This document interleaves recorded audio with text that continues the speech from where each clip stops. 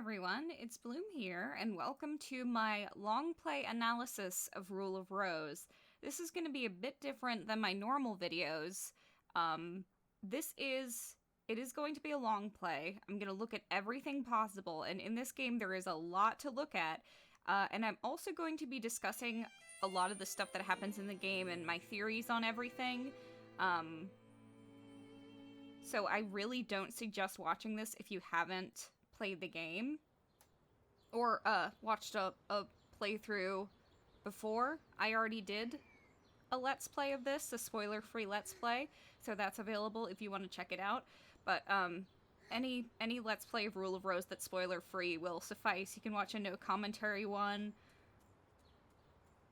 And I especially don't recommend being spoiled on this one, because a lot of the fun from this game comes from playing it and trying to figure out what things mean, and then replaying it, and then knowing the context, trying to determine what everything means. And wow, there's a lot of stuff to talk about, including in this opening. I think this was probably used as a trailer, or some parts of it. It was made early on in development. It's my shame when I call your name. So please don't set me free. There's a lot of discussion about the way Diana picks up her skirt like that. Like she picks it up unusually high, and then there's also a bandage. And that's what a lot of people notice. There's a bandage on her thigh. There's lots of theories about that, because the bandage on her thigh is not referenced in the rest of the game. But she picks her skirt up so high that you can see it. I would like to shame you. I would like to blame you. It's Meg and Diana's secret place. And Amanda using Martha's makeup. And that's Jennifer's shoe. I wonder why that's there.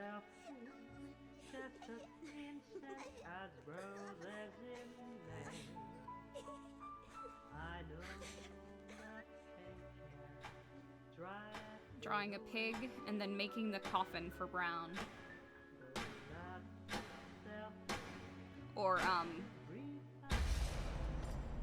Jennifer, because the sacrifice was originally supposed to be Jennifer. And this definitely feels like more of a trailer, this part of the game, because it like, suggests some kind of gameplay. We're gonna see Brown, like, sniff around and pick up a key for Jennifer, which never actually happens in the game. So I'm thinking that might be a gameplay element that was originally planned but never actually went through into the full version. The texture isn't good enough to see what she held up there. Like, there's no point in the game where Brown finds keys for you, I'm pretty sure. Well, except for the clover keys, but they're very, like, distinct.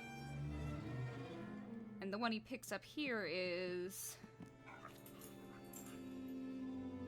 It looks like a key ring. And there's nothing like that in the game.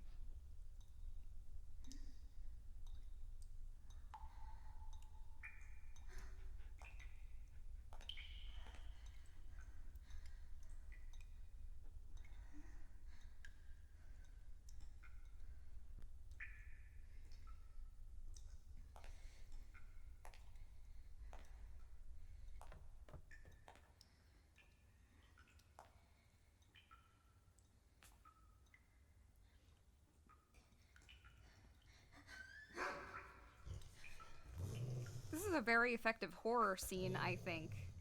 Like, there's a part where the game draws your attention over to where Brown is growling, but then a hand comes out of where she was going to look.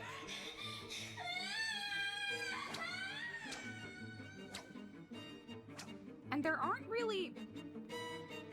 That sticks out to me because there aren't really any other parts in the game that actually use, like, horror mechanically like that. It's mostly psychological.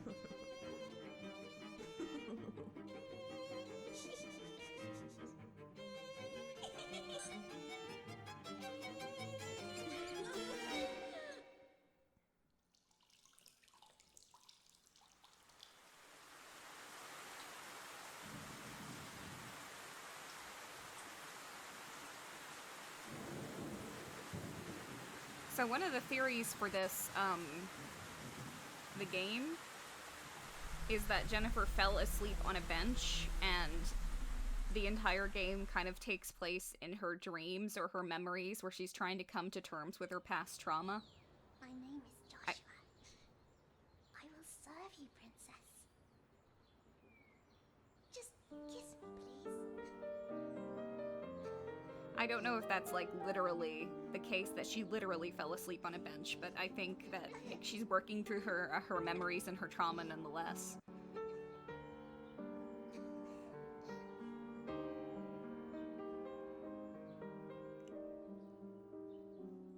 There's way too much to talk about in this opening. That was just the tip of the iceberg of what I wanted to talk about, but there will be time to talk about the other things in the game when we get to them.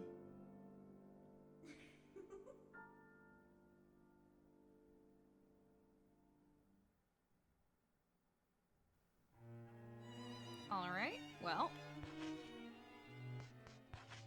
Gonna set the brightness up. Oh, or the contrast, as it is incorrectly labeled. The vibration off too. I worry about the controller making noise that you can hear, but... Alright, so let's begin!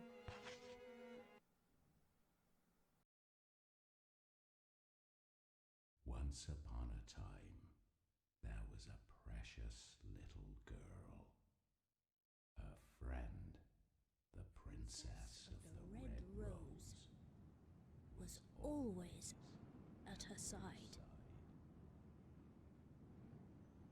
Then one day, her mummy and daddy died suddenly, and the poor little girl was sent away to a strange house. So we know that Jennifer's parents died in the airship crash, and I would think that means she wasn't on it, but in the Once Upon a Time chapter, she mentions that she lost all of her possessions in the crash. So I think that means that she must have gone with her parents and then survived the crash. Jennifer, Jennifer, play with me, Jennifer. Read the story. Please read the story. What happens next?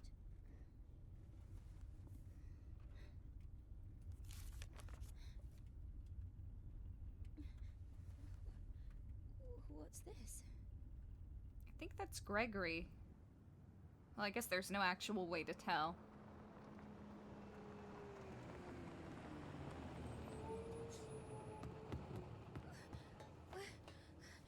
Wait. Please.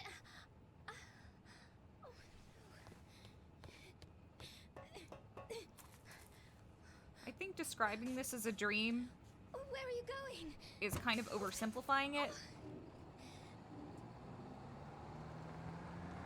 But I think it can be described as a dream, really. And she recognizes something in her dream from her childhood and then runs after it. March 1930. The Little Princess.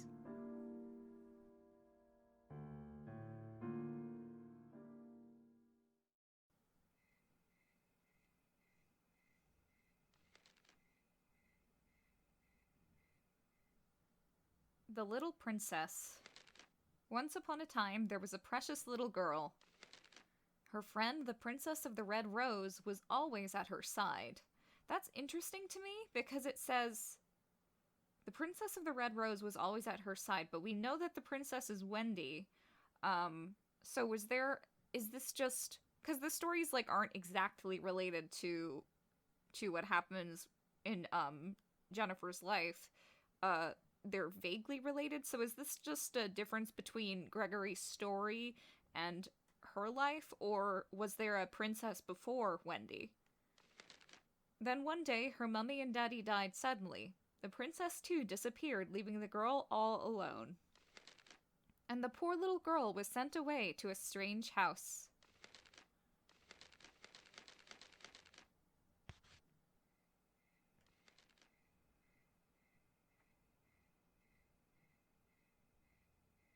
Suddenly, the girl was all alone.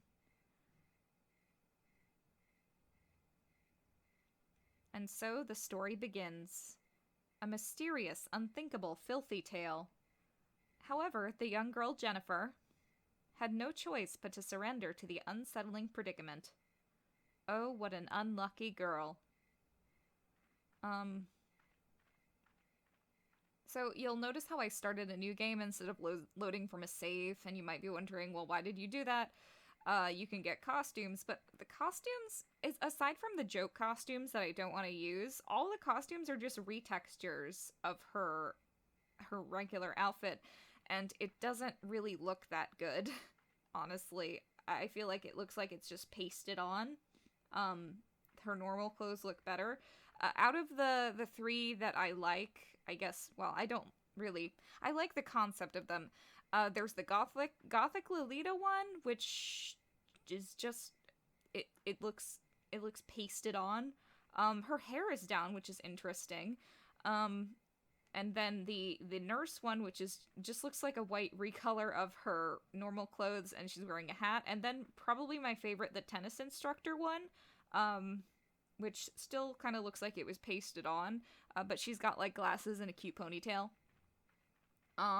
And I also don't want to have it like an advantage over the imps. I want to find everything myself. And do those search quests, because if I did some of the search quests in my regular playthrough, and if I start from that save file, then I'll not be able to do the search quests because I will have already found the items because they carry over. The area is dimly lit by the pale lamplight. And a reminder that we are looking at everything in this game. A weathered bench sits near the bus stop. I guess it's kind of similar to the bench she was seen sleeping on in the intro. Bus stop, Rose Garden Orphanage. And as we know, if you go over here, try to run away, you just end up back here.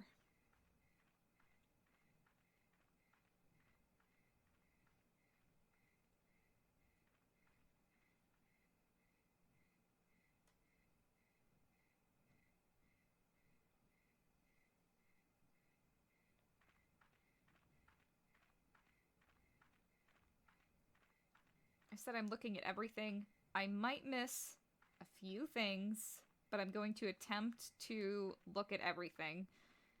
It's just some things are a little uncertain. Like, you could enter a room and there could be nothing there, and then you could trigger an event and there could be something in that room that's interesting, but you wouldn't know because you didn't know to check there. But I'm gonna do my best. As the girl approached the sign, she heard a dog's bark. It sounded strangely familiar to her and beckoned her to come. No. Left Rose. Half of the sign is broken off. Okay, but it's like right down there and it says garden or Arden. Sorry, puppy, I'm ignoring you.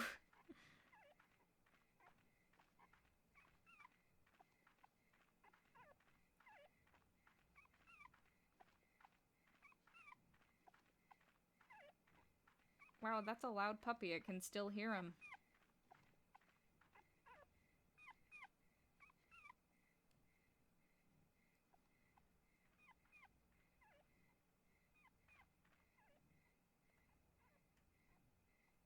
It's Wendy.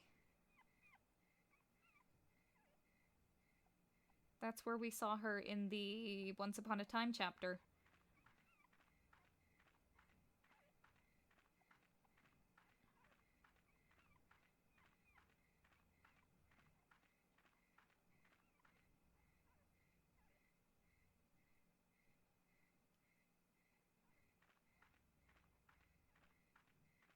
You never really know if going somewhere before you're supposed... That was Thomas. That was someone else and Meg. All of them kind of sound the same when they like laugh and they go high pitched. And a lot of them are voiced by the same person. The only real way you can tell who's talking is by looking at the audio files. No one allowed without a pass. And it's actually interesting, but I'll explain a little bit about that later. About using items. At certain locations, you can use items to interact with your surroundings. From the menu screen, choose an item and select use. Can't do that now.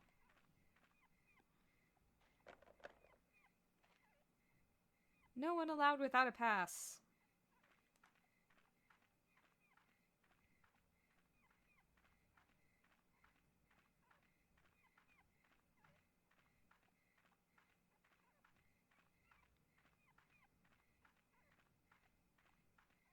They're like, wait, where are you going? Oh, you didn't do the thing you were supposed to do.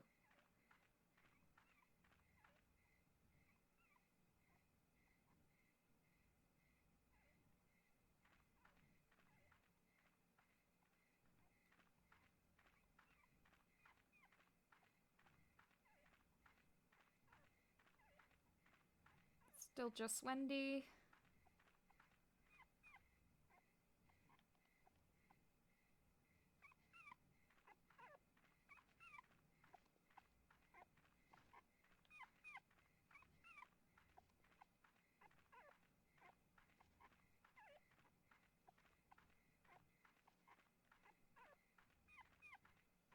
Someone mentioned before on one of my videos, like, it's strange how Jennifer's hair never comes out of a bun in the entire game, but honestly, it's a pretty tight bun.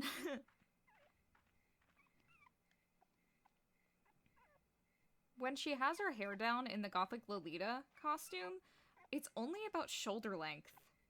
I don't think you'd be able to get your hair in a bun, or at least like a really tight bun that wouldn't come out, with your hair just shoulder length, unless you were using some kind of like net, and it doesn't look like she is. But I guess they wanted to have a model where her hair was down, but it's like too much of a hassle to animate long hair, or well, it wouldn't look right. It's a rusted well. Cold air flows from inside it.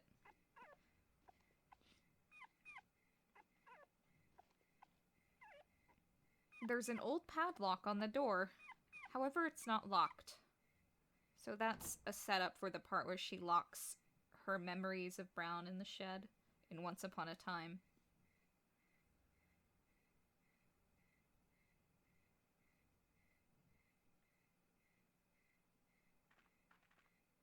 About saving, you can save your progress by talking to the Bucket Knight located throughout the game. He's not even a Bucket Knight yet because he doesn't have his head. A slip of paper is tied to the dog's collar. It's a slip of paper with boarding pass and a picture of a fish on it. It looks like a fish with like... Because the blimp part of the airship was all air and looked like a fish, and then there's the part where the passengers are down there, and it has windows. It says Red Crown Aristocrats on it. Boarding. The name Brown is on the dog's collar. We can see the name Brown from, like, the other side. So, like, why is it inscribed on the inside? It's weird. Did she just inscribe it on both sides just to be sure? A dilapidated cart is stored in the shed. There's footprints.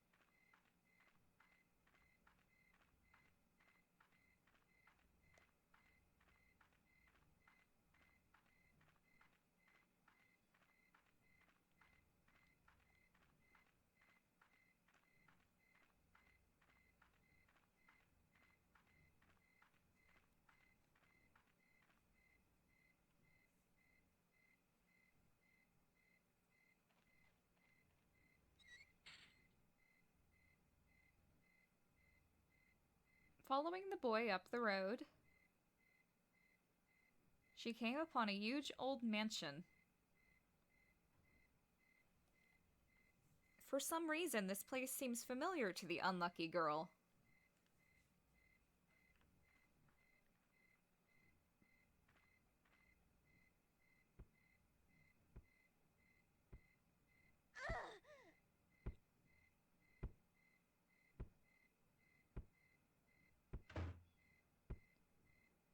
Children with bags over their heads are beating something with a stick. The unlucky girl was frightened and backed away from the gate. And that's probably how they killed Brown. Or, if that's not Brown, it's probably Peter. I wonder if it is Brown or Peter, because I initially thought it's definitely Brown, right? But the bag looks a bit small.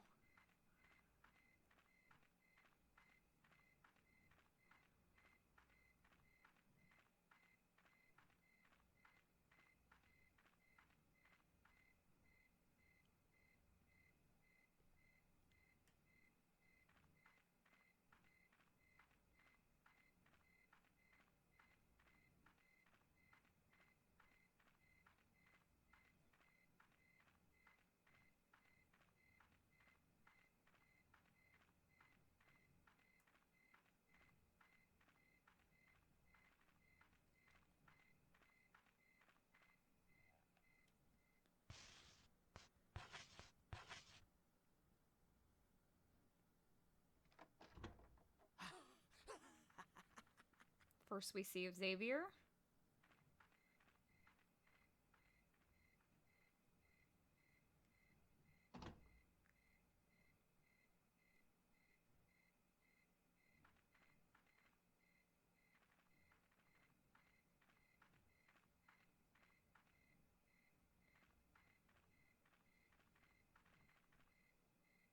Legend of Stray Dog. Stray dog kidnaps kids. Kids spelled with a Z. None of these are,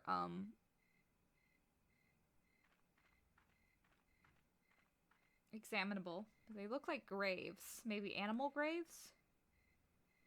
Legend of Stray Dog kidnaps... apostrophe kids. There's lots of trash piled up here. It's a large incinerator.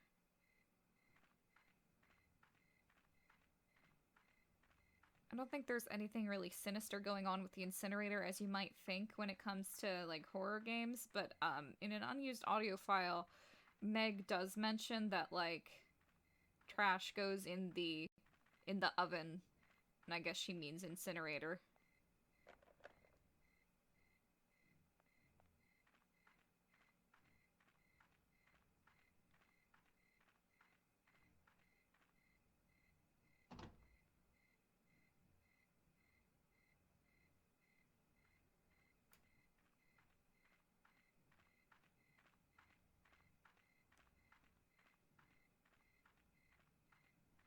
And when it comes to unused audio files, they aren't canon, because, like, when a writer writes something and then decides to delete it, that doesn't mean that just because the writer wrote it, it is canon. It's in the file still, because people have data mined it, but, even though it's not necessarily canon, I do think that, there's a lot you can determine for, like, the intentions of the story based on a lot of the unused stuff in the game, but we can't entirely rely on it, because, again, it's not canon.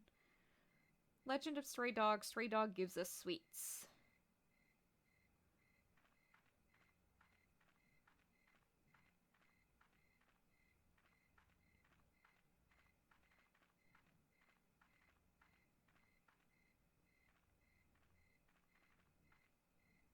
Empty cages are stacked up. Were animals being kept here?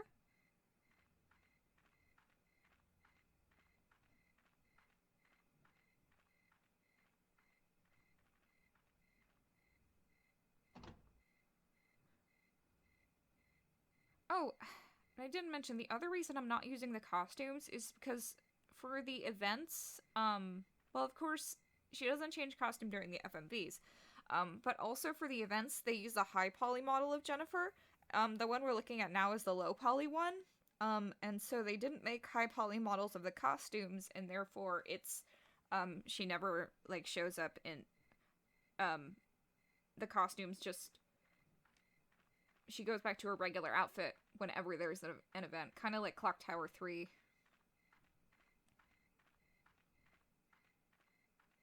But Clock Tower 3 was even worse, because during a lot of the events, they did use her low poly model, which is like, okay, so why didn't you just keep her in the costume? But then, almost all the cutscenes in Clock Tower 3 are FMVs, so it wouldn't matter anyway.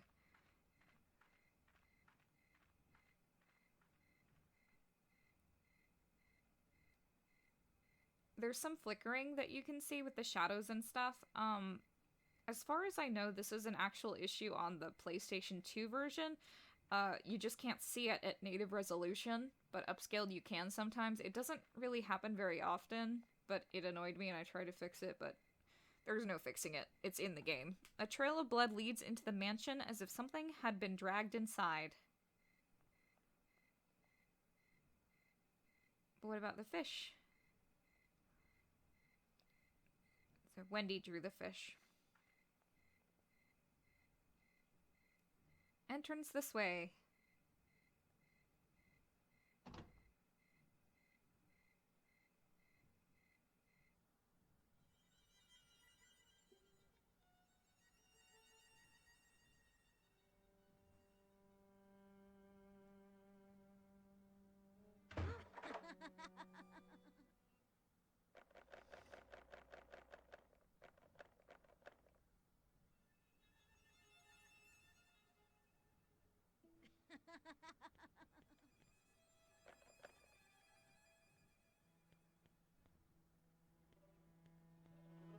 A large portrait is on the wall. We read this. There's no way you can extract the texture and read it. It will not work. I mean, because the textures in this game are such low quality. And it wouldn't be a bad thing because it's meant to run on native resolution, but the issue is that if you want to go and look at the text of some of the things, you can extract the textures, and you just can't see because they're so pixelated. Small children's umbrellas are lined up in the umbrella stand.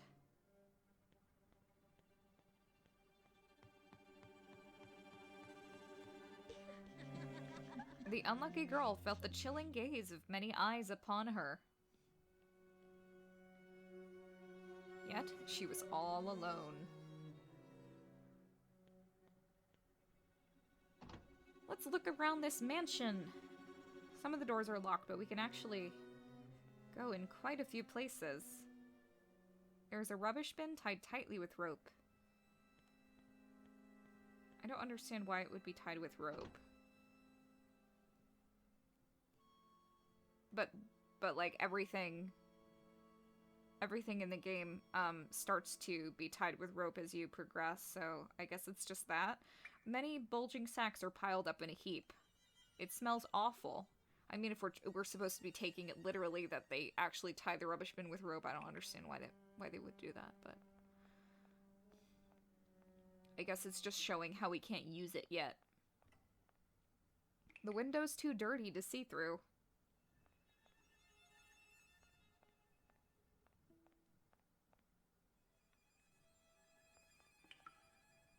There's the bird, the red bird, and there's no...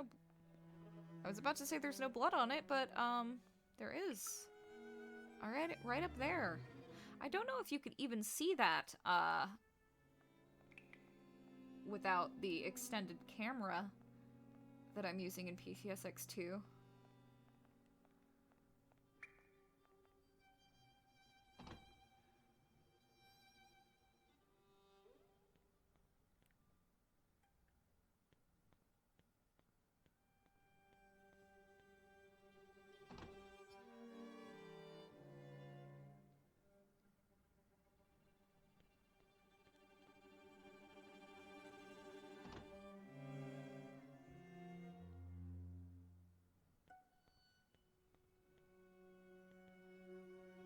There are doodles all over the portrait. I think she mentions that Thomas is the one who did that. Expensive dishes are arranged in the cupboard. Although, in one of his diaries, Hoffman mentions that Jennifer is always drawing on the walls. I wonder if she actually drew on the walls or if she got blamed for it for something like, I don't know, Thomas or one of the other kids did. Because there's no way to tell. Red roses are arranged in a vase. They're vibrant and fresh.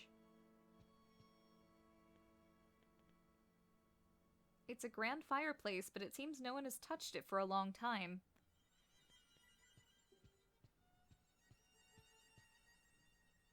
The record player is broken.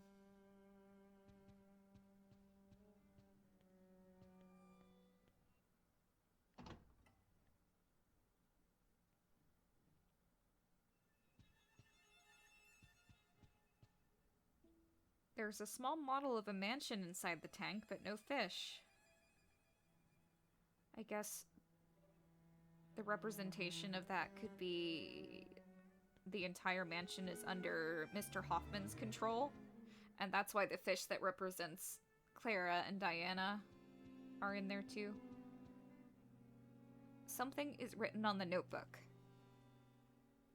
March 2nd, 1930. Recently, the children have been engaging in odd activities and spreading disturbing rumors. Rumors about creatures that come after children who don't clean up and stray dogs that kidnap small tots. It's all very bizarre. She could just turn the next page and there's more, but no, we don't get to do that until the Once Upon a Time chapter. Oops. I didn't mean to go in this room. But I guess it's fine. Only that drawer opens. There are no, like, gameplay parts where you open a drawer. This is just for show. Shoes, sheets, food. Various things are stored in this room. We just examine them all at once.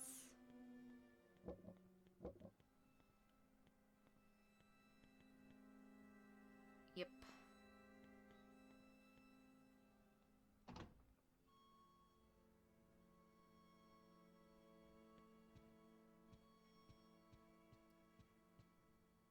There's a record player and broadcasting equipment.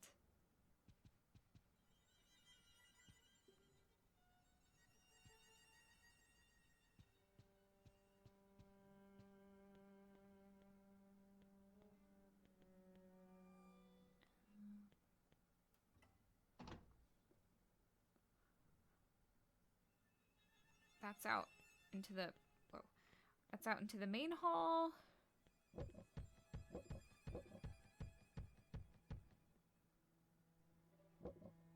I think that happened in my last playthrough, and I was like, I'm not sure if that's a glitch or not.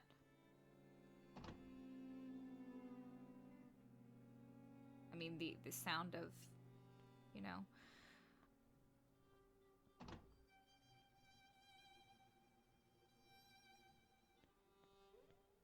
Does it happen again or only one time? One time. Can I examine the stuff on the floor? I can open doors and stuff. That's always fun. This door is always locked in every chapter.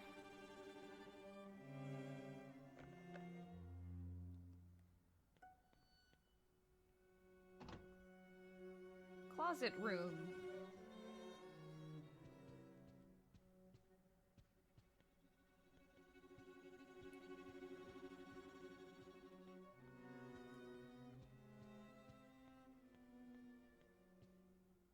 I guess the airship equivalent of this would be the dressing room. It's kind of being used as a dressing room, even though it's storage in the mansion, I guess. There's nothing we can examine in here right now.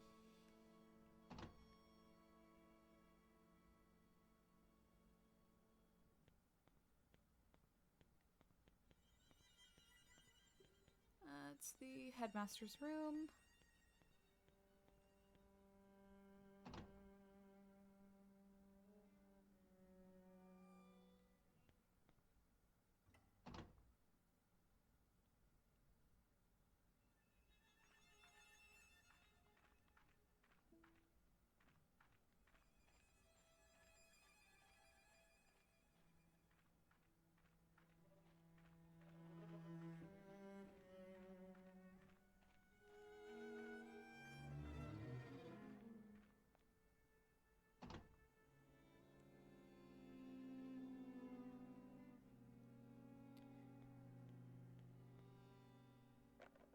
No getting into the...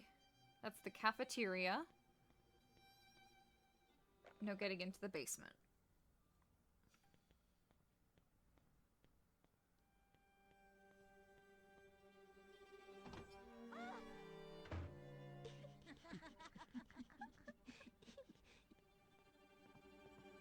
We have not followed Wendy up to the stairs yet. So she's not going to appear here. Yet. The lamp is turned off.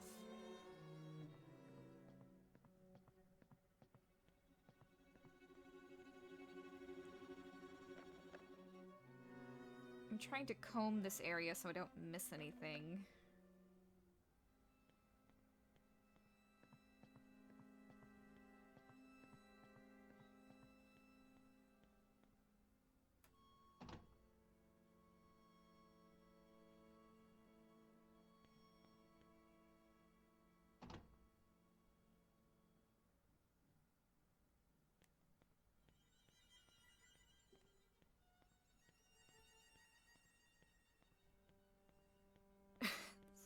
Silly. There's a map there. Picture of an airship.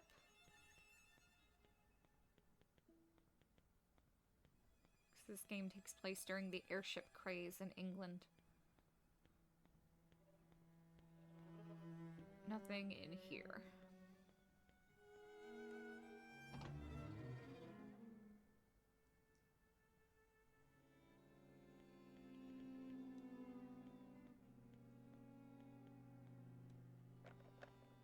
I think that's the sewing room.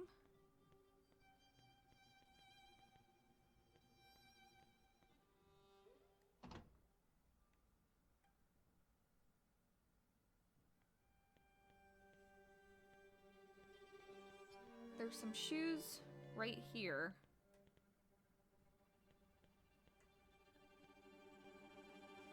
I think those might be Eleanor's shoes. They kind of look like Diana's, but I think Diana wears boots that are a little higher.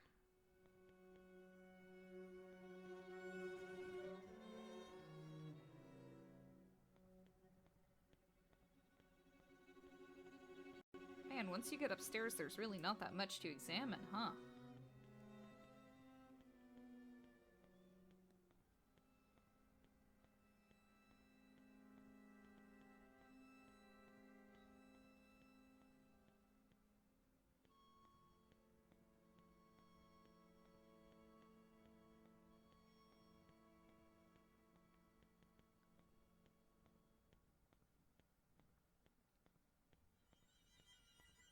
I think you can determine the location of Jennifer's bed based on the location of her bed in the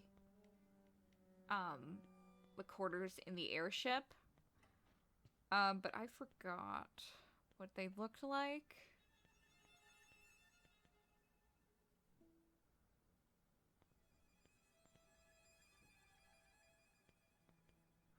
But it doesn't matter. I think there's something that, like, looks like dog food on Jennifer's bed.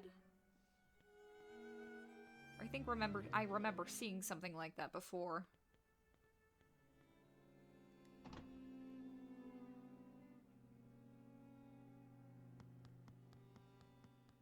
I got tired of waiting.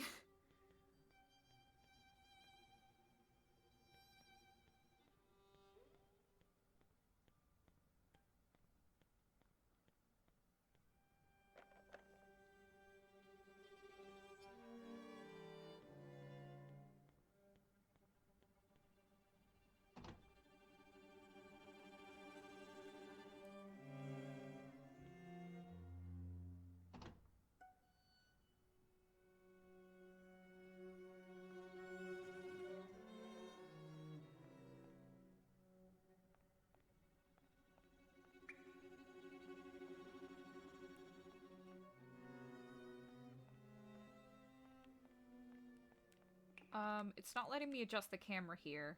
Well, there's an eye here. And something looks like it's stuck in the toilet. Like, I don't know, glass or shards or something? Don't know what the eye means. Could mean a lot of things.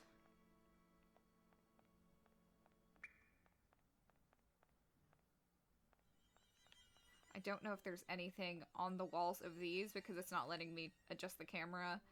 You could always use a camera hack though and see. But then again, if you weren't intending to see it, if you weren't intended to see it, then it's probably not even canon.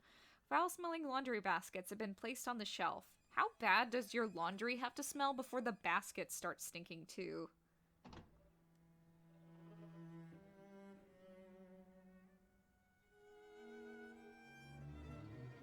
That's a doll that Amanda made. There's a creepy doll tied to the pillar.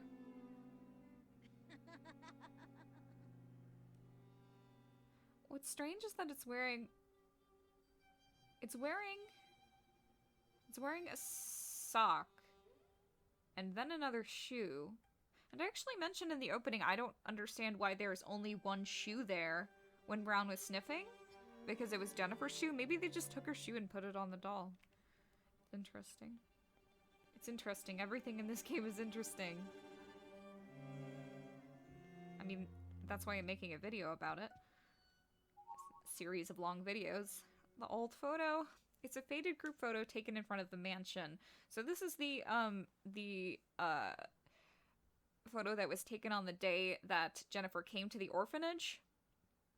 And she says she took it down from the frame, and kept it to herself. So Hoffman is Eleanor and Nicholas and Xavier, and everyone is kind of leaning away from Jennifer and Wendy. At first I thought Susan was like plugging her nose, like saying Jennifer stinks or something, but I think I can see now, well, that it's just her with her fingers in her mouth, because she constantly has her fingers in her mouth. And then Martha's there too. She looks angry.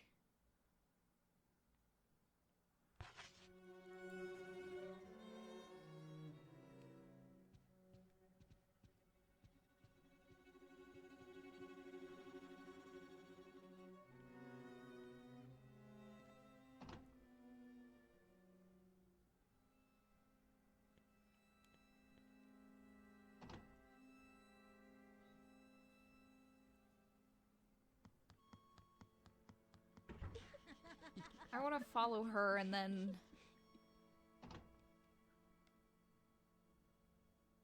I keep wanting to refer to her as Joshua, but it's not Joshua. It's Wendy.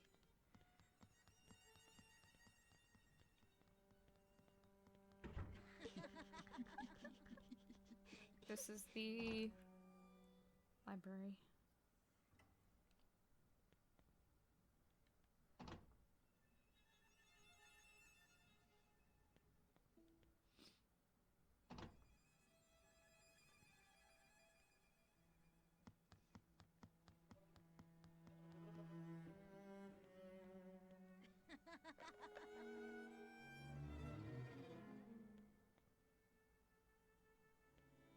Oh, that's the...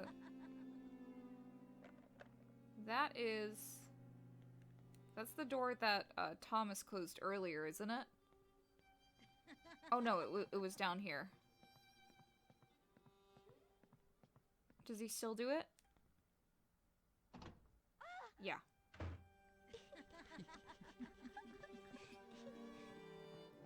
We can't access the rest of the mansion.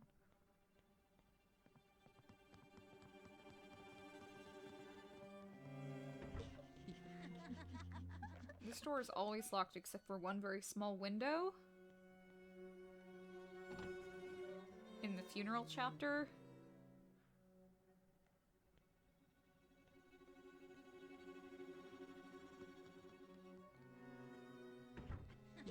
So we got the map, which we will never use, and scalpel, dental forceps, gloves, scissors. There's blood all over them.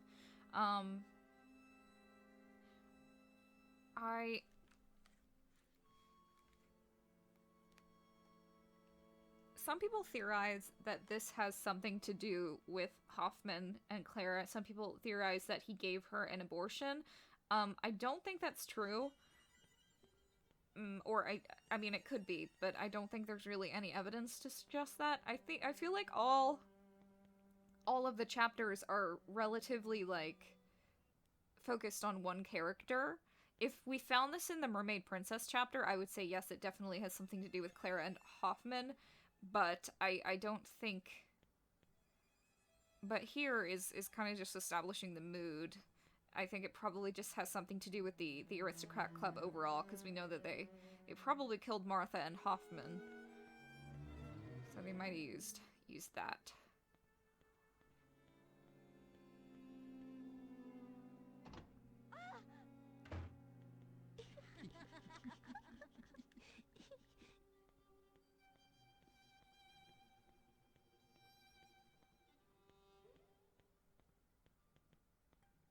Let me try one more time to make sure nothing opened up when we went in here.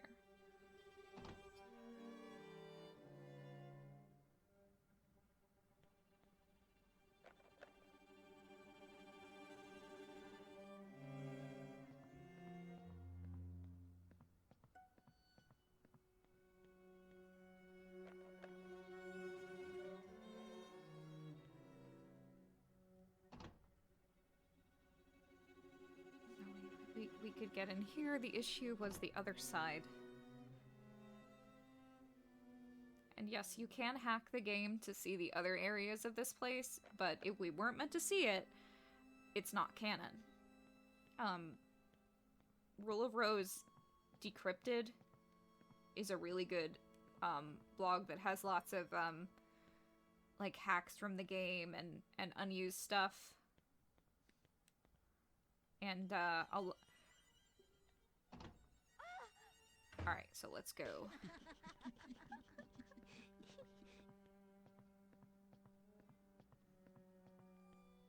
I'm not sure if they did it for this chapter,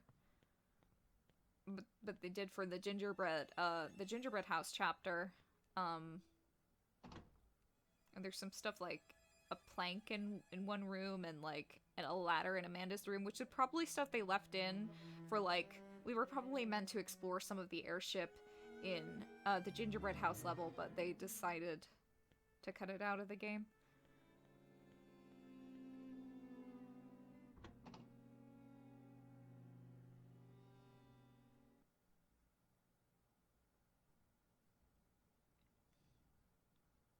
All of the cloth on here is all just like rags and stuff and old rugs.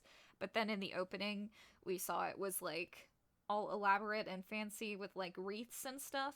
I think that's just another, like, the kid's imagination.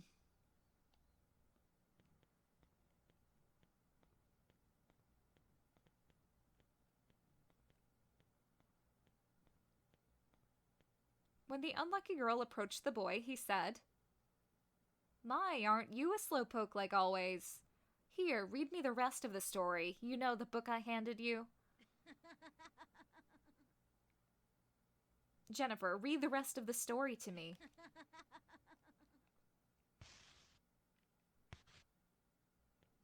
No. I'm gonna look over here. Nothing.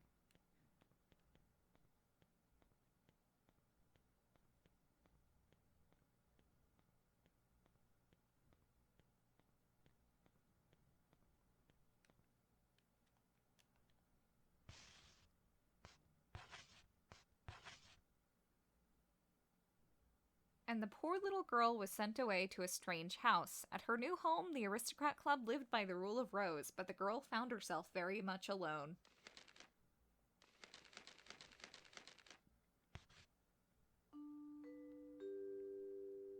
We will now begin the funeral.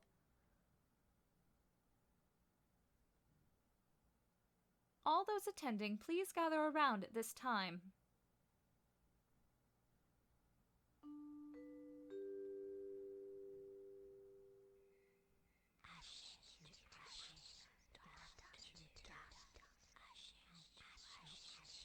It's all the main aristocrats, and also Susan's there for some reason. Come on, Jennifer, the funeral is about to begin, which is strange because she doesn't appear in the FMV.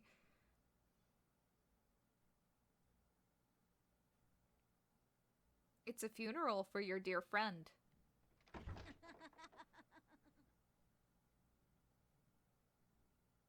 Before she realized it, the boy was gone, and the girl was left in confusion. The boy was nowhere to be found.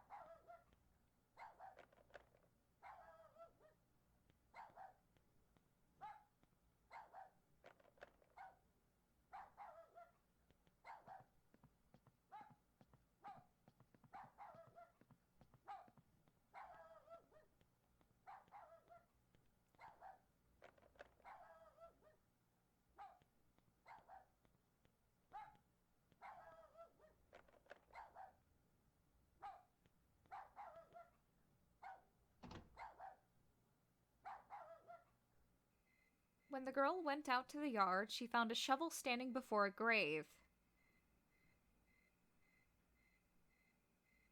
I wish we could take the shovel. We don't get it until, like, halfway through the game, and it's a decent weapon.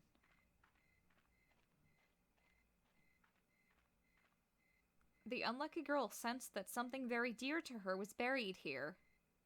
As if possessed, she began to dig furiously.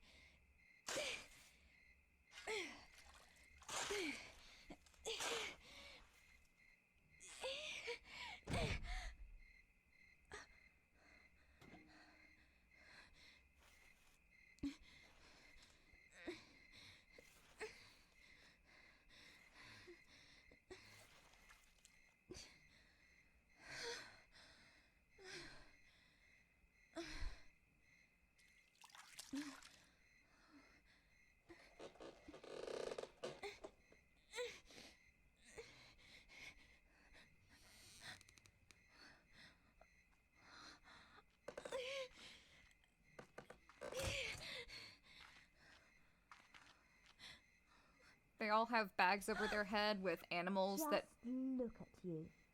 You're filthy. vaguely represent them. So Diana's the fish, Meg's the goat, Amanda is the pig, and Eleanor's the bird. And in the Goat Sisters chapter,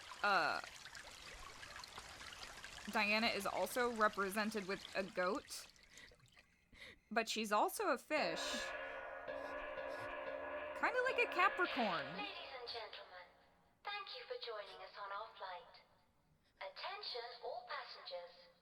We will be taking off in a short while. Please take all large luggage to Section 8 of the freight storage compartment. Thank you.